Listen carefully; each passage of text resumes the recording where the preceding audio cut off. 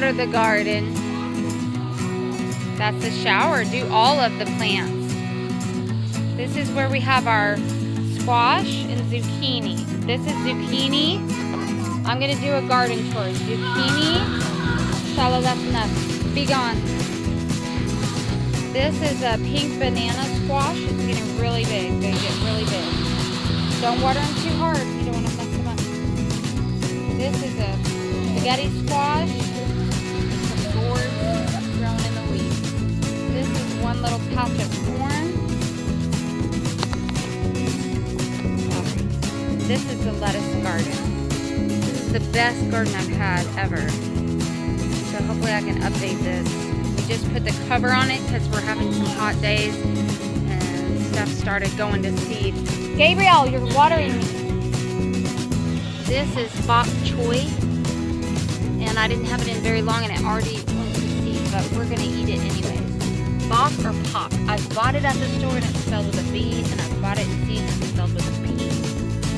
Bok or pok? And there's baby romaine. That popped up so quickly. There's butter crunch, lettuce, and another kind of lettuce. I don't even know what it is. I've got chard. I have carrots for the first time. I've never had carrots. Beets. And then along the edges I did reeds so they can grow up that little bit. And I found these little doors on the side of the road, and they kind of protect from the wind.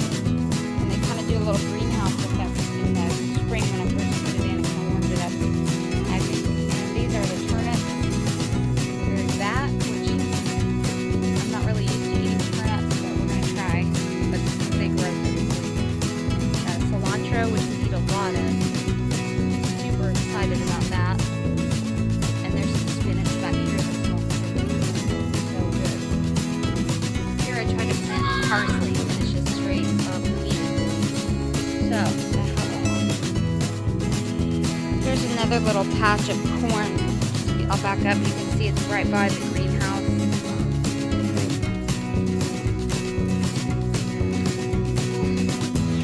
Here's our little garden. This is chamomile, which we've never done before, but it's kind of fun. We've been making tea with it. We just bought it, already started at the store, but it's gone crazy. We also planted some chicory, and it's down here. See? So anyway, we go in here, and this is looking awesome. I have kind of a weed patch here where I planted some peppers, baby bell peppers. Here, basil coming up from the seeds that I saved from last year. Super excited, and it looks like I have one little parsley. Parsley last year, almost into the winter, and we were putting it on soups because we had it in the greenhouse and we covered it. It was so great. Now this spinach is already going to seed, which is driving me crazy. I haven't even hardly got to eat it. This spinach looks great, but it's really thick and green leaves, but it's small and it's intermixed with all the weeds. Now here I have some kind of berry bush. I can't remember. I think it's a raspberry or a blackberry, and I cannot remember. Probably a blackberry. But it's doing so good. I'm so excited. And this is the garlic, which that's one of the first things you can plant in the spring, garlic and lettuce. So if you're antsy to get out in the garden in the spring, that's what you start with. Green beans are going crazy. They're so big. I also have two more berry bushes. I'm trying to get a perennial kind of berry fence going on. So I've got one hidden back in here. And behind it I have cucumbers that I just threw some seeds in. Here I've started the tomato, little row of tomatoes, kind of big row.